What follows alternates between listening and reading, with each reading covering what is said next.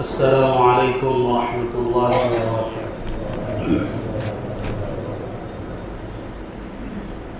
الحمد للہ نحمده ونستعینه ونستغفره ونؤمن به ونتوکل علیہ ونعوذ باللہ من شرور انفسنا ومن سیئات اعمالنا، من يهده الله فلا مضل له ومن يضلله فلا هادي له، ونشهد أن لا إله إلا الله وحده لا شريك له، ونشهد أن سيدنا ومولانا محمدا عبده ورسوله. اللهم صل على سيدنا محمد وبارك وسلم وعلى آله وأصحابه أجمعين. أما بعد فأعوذ بالله من الشيطان الرجيم. بسم الله الرحمن الرحيم. ألف لام ميم ذلك الكتاب لا ريب فيه هدى للمتقين. صدق اللہ العظیم.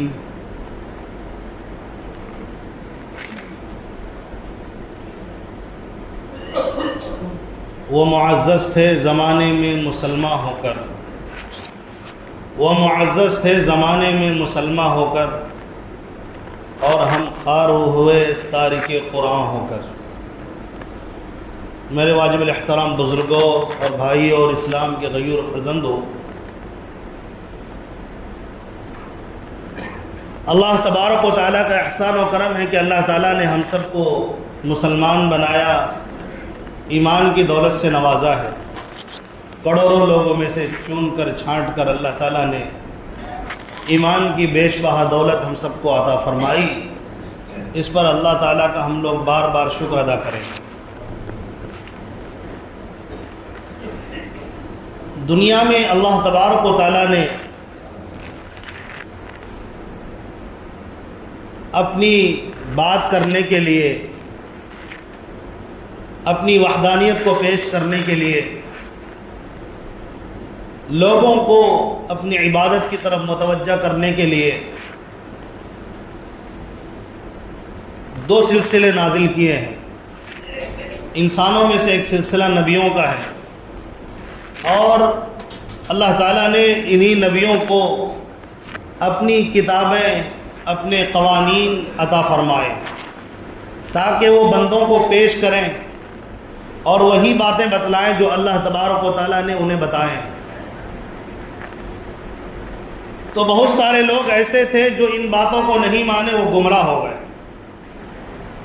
انہی میں سے کچھ بندے ایسے بھی تھے جو مان کر ہمیشہ کے لیے کامیاب ہو گئے.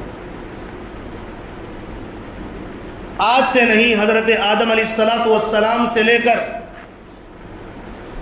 جنہوں نے بھی نبیوں کی باتوں کو مانا ہے وہ کامیاب ہو گئے. اللہ تبارک و تعالیٰ نے انہیں ہمیشہ کے لیے عزت عطا فرما دی، اور جن لوگوں نے ان نبیوں کی باتوں کو نہیں مانا وہ ہمیشہ ذلیل ہوتے رہے، اور آج بھی بہت زیادہ پریشان کن خیالات اور حالات سے وہ گزر رہے ہیں. اور وہ پھر جب نہیں مانتے ہیں تو کبھی نبیوں پر اعتراض، کبھی رسولوں پر اعتراض، کبھی اللہ کی کتابوں پر اعتراض کرتے پھرتے ہیں، اور اس اعتراض کے لیے ان کے پاس کوئی دلیل موجود نہیں ہوتی ہے، صرف بے تکی باتیں ہوتی ہیں بے دلیل کے. یہ ایسا ہی ہے کسی کو کہہ دینا کہ یہ تیرا باپ نہیں ہے. دلیل کیا؟ بس میں بول رہا ہوں یہ تیرا باپ نہیں ہے. لو، یہ ایسا ہی ہے نا. دلیل کیا؟ میرے پاس کوئی دلیل نہیں ہے. یہ تمہیں نہیں کھانا چاہیے. دلیل کیا ہے بھائی؟ کوئی دلیل نہیں ہے، میں کہہ رہا ہوں نہیں کھانا چاہیے، مت کھاؤ. تو یہ حماقت اسی ٹائم سے چلی آ رہی ہے. تو اس دور میں بھی بہت سارے لوگوں نے ایمان والوں پر اعتراضات کیے کہ یہ لوگ خدا کو مانتے ہیں اور ان کے پاس دلیل کیا ہے. یہ آخرت کو مانتے ہیں، دلیل کیا ہے. یہ قبر میں عذاب کو اور جزا عذاب کو، اسی طرح قبر میں سوالات کو مانتے ہیں، ان کے پاس دلیل کیا ہے. یہ فرشتوں کو مانتے ہیں، دلیل کیا ہے؟ جنت کو مانتے ہیں، دلیل کیا ہے؟ جہنم کو مانتے ہیں، یہ دلیل کیا ہے؟ یہ دلیل ہم سے پوچھتے ہیں۔ میں کہتا ہوں منکر تم ہو، ہم تو مانتے آ رہے ہیں کہ اللہ اکیلا سب کچھ کرتا ہے، وہ خالق بھی ہے، وہ مالک بھی ہے، وہ رب ہے، مانتے ہم ہیں، اور تم انکار کرتے ہو تو تم بھی تو دلیل پیش کرو نا کہ کائنات کا نظام یوں ہی سج گیا۔ اس سے بڑی حماقت اور بیوقوفی کیا ہوگی؟ ایک عقل مند مخلوق یوں ہی پیدا ہو جاتا ہے۔ تو اس طرح کے لوگ، اور اس کی تعداد زیادہ نہیں ہے، پوری دنیا میں کسی بھی مذہب سے تعلق رکھتا ہو، اعتراض کرنے والے صرف میرے خیال سے 1 سے 2% لوگ ہوں گے، بس پوری دنیا کی بات کر رہا ہوں، چاہے وہ غیر مسلم ہو چاہے مسلمان ہو، ان میں سے چند ٹٹو قسم کے لوگ ہیں۔ کیا ہے بھائی؟ وہ ٹٹو ہیں، بے دلیل بے تکی بات کرتے ہیں، بکلول قسم کے لوگ کہہ سکتے ہیں اس کو۔ ان کے پاس نہ کوئی اعتراض کرنے کے لیے دلیل بھی تو چاہیے نا۔ آپ نے جو اعتراض جتایا ہے یہ کس بنیاد پر اعتراض جتایا؟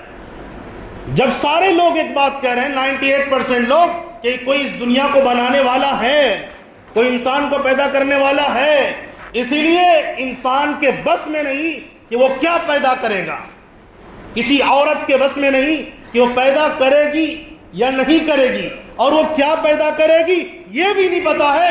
پوری دنیا حیران اور پریشان ہے کہ اللہ جانتا ہے کہ اللہ تبارک و تعالیٰ اس عورت کے بدن سے کیا پیدا کرے گا، مرد پیدا کرے گا یا عورت پیدا کرے گا، اللہ کی قسم آج تک یہ دنیا نہیں جان سکی اور نہ جان سکے گی۔ یہ کون کر رہا ہے؟ یہ بیوقوف کہتے ہیں کہ یوں ہی ہو رہا ہے۔ تو بیوقوف یوں ہی کیسے ہو جاتی ہے کوئی چیز؟ جب یوں ہی ہو رہی تو تم کھاؤ پیو مت، بیٹھ جاؤ، دیکھتے ہیں تمہارے منہ میں لقمہ کیسے پہنچتا ہے، دیکھتا ہوں میں تم کیسے زندہ رہتے ہو، پانی پیے بغیر رہو، خود بخود ہو رہا ہے نا سب کچھ، تم آئے خود بخود زندگی چل رہی ہے، تو بس یوں ہی اپنے آپ کو چھوڑ دو، دیکھتے ہیں تم کیسے زندہ رہ سکتے ہو، یوں ہی چل رہی ہے۔ زندگی اور موت کے پیچھے بھی ہم کہتے ہیں کہ یہ سبب ہے، یہ سبب ہے، ہم نہیں کھائیں گے تو مر جائیں گے، نہیں پیئیں گے تو مر جائیں گے۔ تو اللہ تبارک و تعالیٰ جو پوری دنیا کا نظام چلا رہا ہے یہ ایسے تھوڑی چلا رہا ہے۔ اب سوال جو کرتے ہیں ہمارے پاس جواب نہیں، جوابات ہیں، ایک نہیں کئی جوابات ہیں، صرف نقلی نہیں، یعنی جو قرآن حدیث کے جوابات نہیں بلکہ عقلی دلائل بھی ہمارے پاس ہیں، اور ایسے مضبوط اور ٹھوس قسم کے جوابات ہیں کہ تمہارے بس میں نہیں کہ تم اس کا جواب دے سکو۔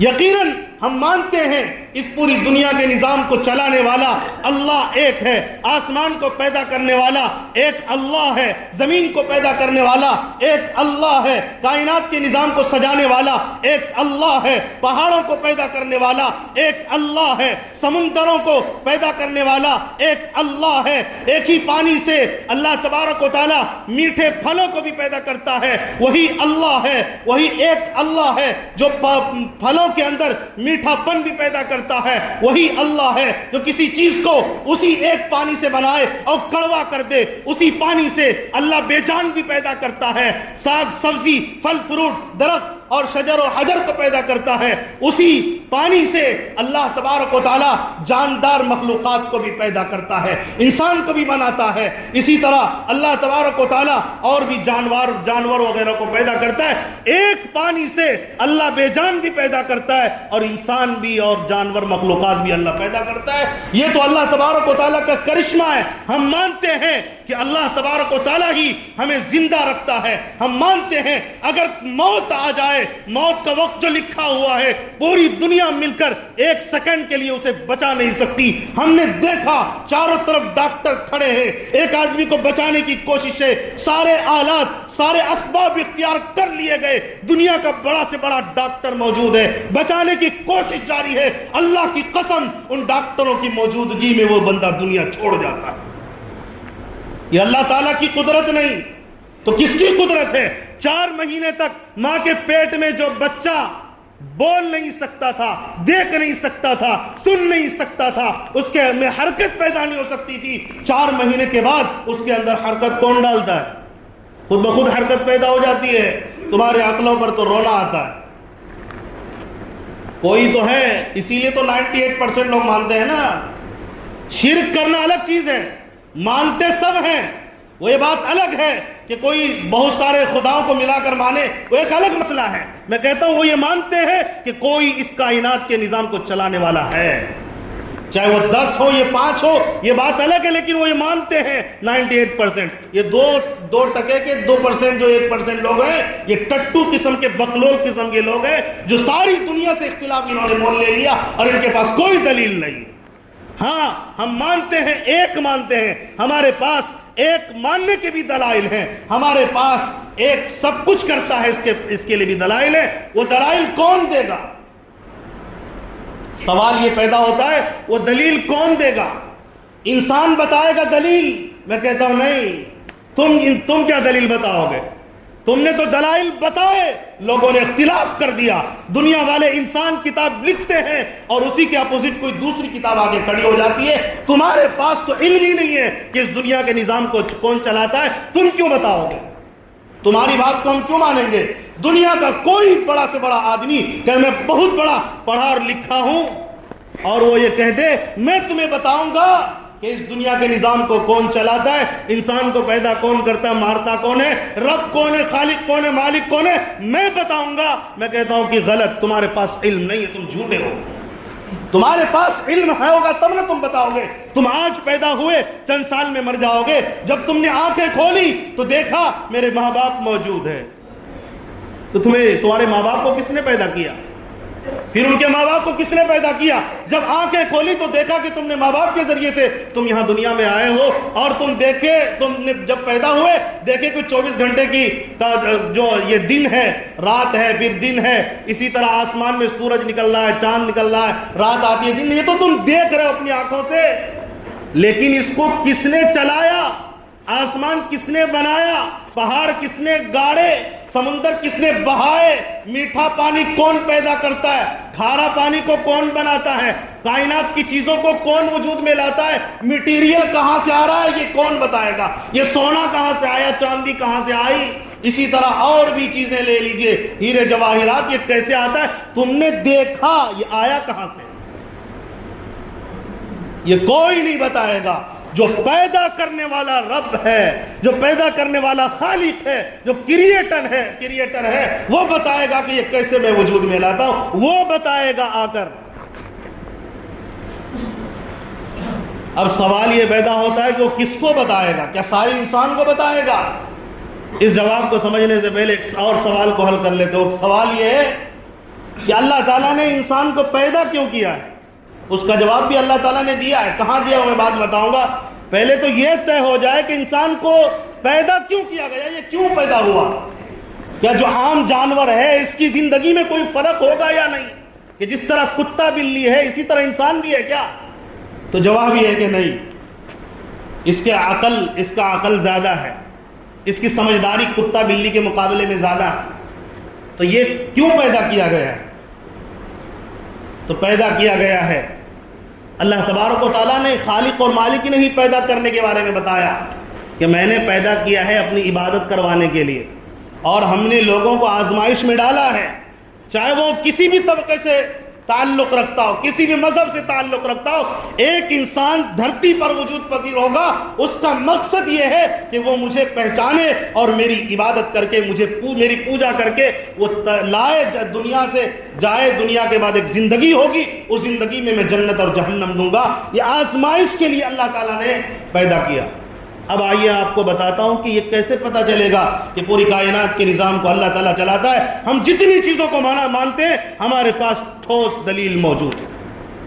اس کا جواب یہ ہے، ہمارے پاس جو قرآن مجید موجود ہے، لکھی ہوئی کتاب موجود ہے، آج سے 1400 سال پہلے 23 سال کے اندر ایک آیت، دو آیت، ایک سورت اللہ کے نبی پر یہ نازل ہوئی۔ یہ نازل کرنے والا خالق کائنات رب ذوالجلال کی ذات ہے، وہ خود اپنے نبی کو سکھاتا ہے، اپنے نبی کو بتاتا ہے کہ یہ قانون ہے میرا، لے جاؤ اسے پڑھ کر لوگوں کو بتاؤ، جو اس قانون پر عمل کرے گا وہ کامیاب ہوگا، اس کی زندگی عزت والی زندگی بن جائے گی۔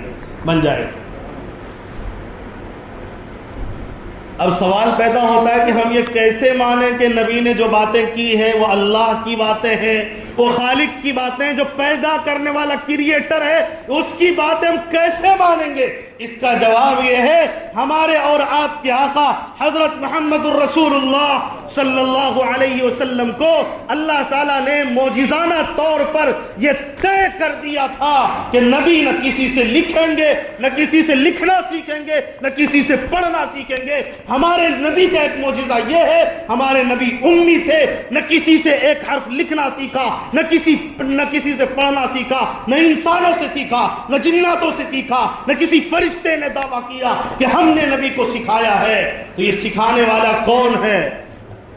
اللہ کہتا ہے قرآن میں، نزل به الروح الامین علی قلبک لتکون من المنذرین۔ وہ رب جو خالق کائنات ہے اپنے نبی کو اس خاندان میں پیدا کرتا ہے جہاں بت پرستی ہے، جہاں شرک ہو رہا ہے، جہاں کفر ہو رہا ہے، جہاں ایک دوسرے کے خون کے پیاسے لوگ موجود ہیں، جہاں زناکار لوگ موجود ہیں، جہاں شرابی لوگ موجود ہیں، جہاں ایک دوسرے کے خون کے پیاسے ہیں، ڈاکو ہیں، چور ہیں، یعنی مجرمین لوگوں کے درمیان نبی آتے ہیں۔ اور نبی سب سے زیادہ لوگوں کے درمیان وحی نازل ہونے سے پہلے، قرآن نازل ہونے سے پہلے اللہ تعالیٰ ایسا نظام چلاتا ہے، نبی سے سچا اس عرب کی سرزمین پر کوئی پیدا نہیں ہوا۔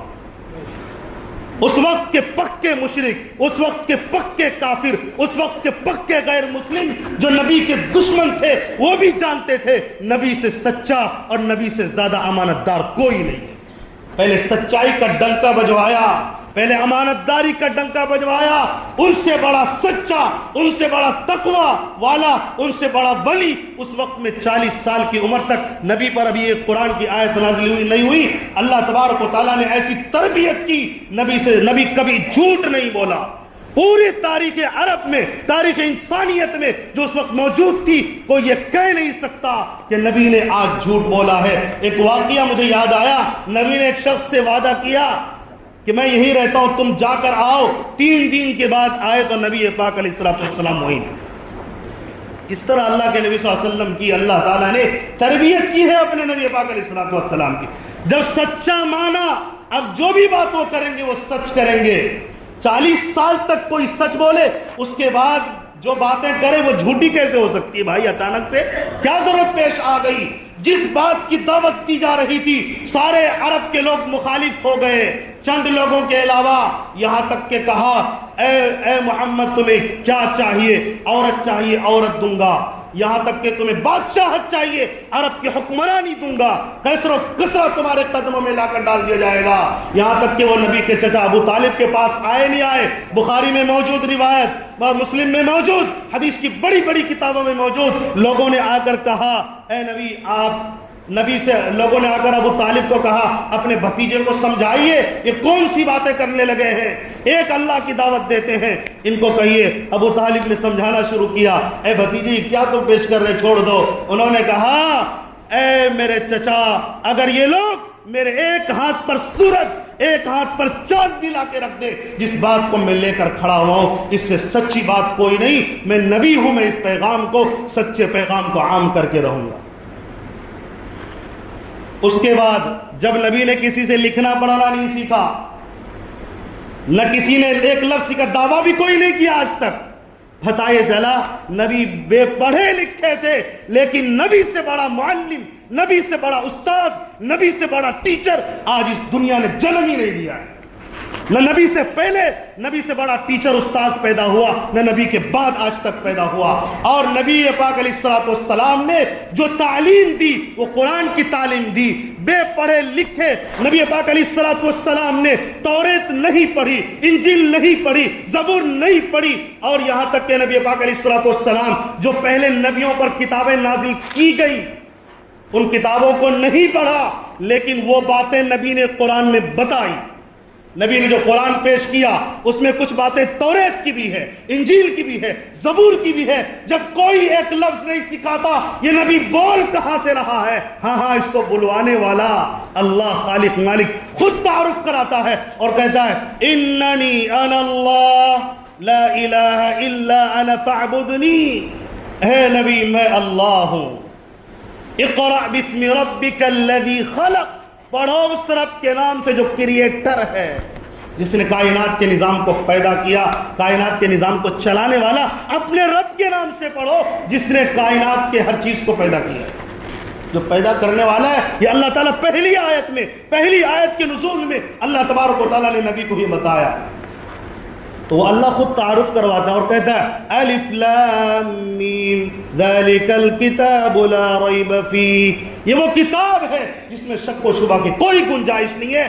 اب مجھے کوئی بتائے، ایک انسان جو کسی سے لکھنا پڑھنا نہیں جانتا، نہ سیکھا ہو، نہ لکھنا پڑھنا سیکھا ہو، وہ اتنی ساری باتیں، ایسی باتیں کرتا چلا جائے جس میں ایک بات بھی غلط نہ ہو، جو سکھائے انسانیت کو انسانیت عطا کرے۔ عرب کی تاریخ کیوں بلاتے ہیں؟ عرب کی تاریخ پڑھیے نا، لوگ تو پڑھے لکھے اس وقت میں بھی موجود تھے، نبی کو سکھا سکتے تھے، لیکن کسی نے دعویٰ نہیں کیا کہ ہم نے سکھایا۔ اور نبی پاک علیہ الصلوۃ والسلام وہ باتیں کرتے ہیں، وہ کلام پیش کرتے ہیں جو آنے والی انسانیت بھی اگر اس پر عمل کر لے اس کی زندگی بہتر ہو سکے۔ اتنی بہتر تعلیم کون دیتا ہے؟ نبی سکھاتے ہیں، ارے انسانیت پر رحم کرو، میں رحمت ہوں میں تمہارے لیے، اور تم انسانیت پر رحم کرو۔ نبی نے سکھائے، عدل و انصاف کا بول بالا کیا، انصاف کرو۔ لوگ انصاف کے لیے نہیں، اپنی جان کے لیے مرتے تھے، اپنے نفسانی خواہشات کے پجاری بن چکے تھے۔ اسی لیے نبی پاک علیہ الصلوۃ والسلام نے اعلیٰ اخلاق کی تعلیم دی، اور قرآن کہتا ہے انک لعلی خلق عظیم، آپ اخلاق کے اونچے درجے پر ہے۔ آج تک کسی اس وقت میں موجود لوگوں نے یہ نہیں کہا کہ آپ اخلاق کے نیچے درجے پر ہیں یا آپ کے اندر اخلاقی کمزوری یہ ہے۔ یہ قرآن کہتا ہے اور قرآن گواہی بھی دے رہا ہے۔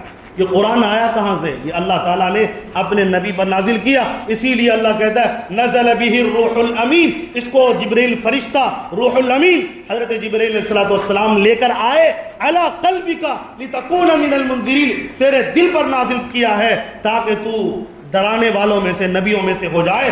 اگر سب کو اللہ تعالیٰ بتا دیتا، اگر سب کو اللہ تبارک و تعالیٰ ڈائریکٹ آ کر بتا دیتا تو آزمائش کا کیا مطلب ہوتا؟ تب تو کوئی آزمائش ہی نہیں ہوتی۔ آزمائش کیسے ہوگی؟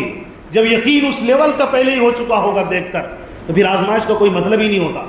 اسی لیے اللہ تبارک و تعالیٰ نے چند لوگوں کا، انسانوں کا انتخاب کیا جس کو نبی بنایا، رسول بنایا۔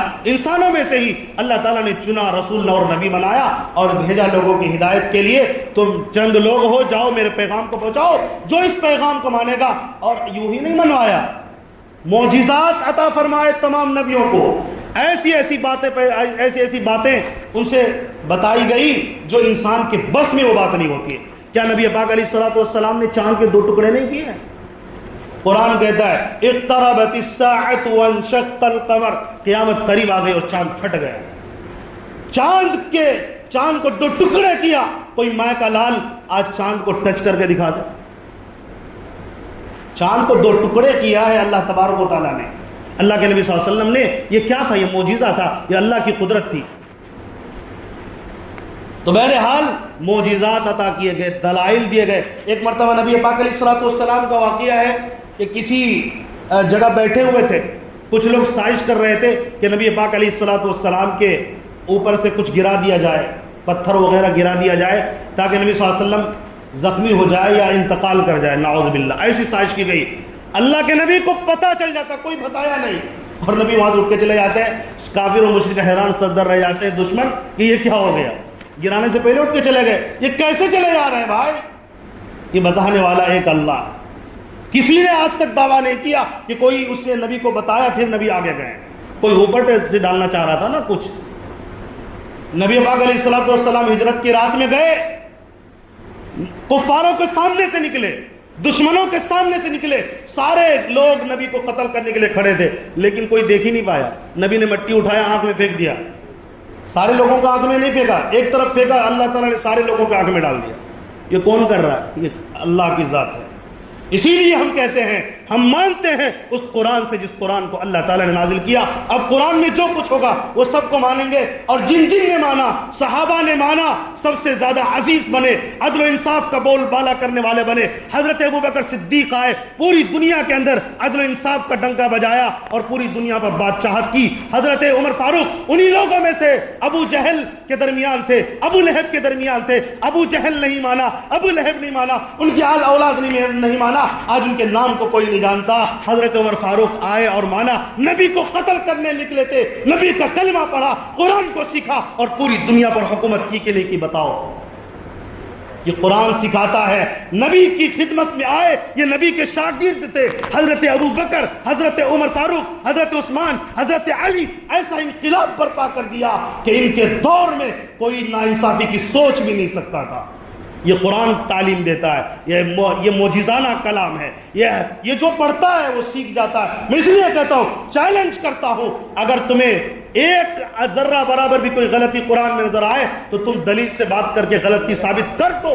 اور ایک بڑے پڑھے لکھے انسان، نبی نے جو کسی سے لکھنا پڑھنا نہیں سیکھا، اتنا بڑا کلام پیش کیا. میں پوری دنیا کو چیلنج کرتا ہوں، ایک غلطی تم دکھا دو. اس لیے اللہ قرآن میں کہتا ہے وَمَا كُنْتَ تَتْلُو مِن قَبْلِهِ مِن كِتَابٍ وَلَا تَخُطُّوا بِيَمِينِكَ إِذًا لَارْتَابَ الْمُبْطِلُونَ. اے نبی، آپ پہلے نہیں جانتے تھے، میں نے سکھایا. آپ لکھنا نہیں جانتے تھے، آپ پڑھنا نہیں جانتے تھے، میں نے سکھایا. اسی طرح اللہ ایک جگہ قرآن میں کہتا ہے وَعَلَّمَكَ مَا لَمْ تَكُنْ تَعْلَمْ. میں وہ باتیں بتاتا ہوں جو آپ نہیں جانتے تھے. نبی نے پہلے کی باتیں بھی کی، اپنے سے پہلے کی. نبی نے بعد میں آنے والے لوگوں کے لیے باتیں کی. ایک مرتبہ سواری کا اللہ نے قرآن میں تذکرہ کیا اور اللہ نے کہا ہم نے والخیل والبغال والحمیر لترکبوها وزینہ، ہم نے گھوڑے پیدا کیے، خچر اور گدھے بنائے تاکہ تم سواری پیدا کرو. وَيَخْلُقُ مَا لَا تَعْلَمُونَ. اور اللہ قیامت تک ایسی ایسی چیزوں کو ایجاد کرے گا، سواری کے لیے پیدا کرے گا جسے تم نہیں جانتے. پہلے بتایا. آج سواریاں ہیں کہ نہیں؟ سائیکل پہلے تھا، موٹر سائیکل تھا، کار تھا، نہیں تھا. اللہ تعالیٰ نے کہا میں پیدا کروں گا جو تم نہیں جانتے. اللہ نے بتائی یہ چیزیں آنے والی تھی، میں نے پہلے بتایا. 1400 سال پہلے تھی کیا سواریاں؟ جہاز تھی، ٹرین تھی، کچھ نہیں تھا، لیکن اللہ قرآن میں پہلے بتایا. تو نبی کو یہ سب باتیں کون بتا رہا ہے کہ بعد میں جو چیزیں ہونے والی ہیں؟ اور کتنی باتیں نبی نے بتائی، آگے ہوں گی، آج ہو رہا.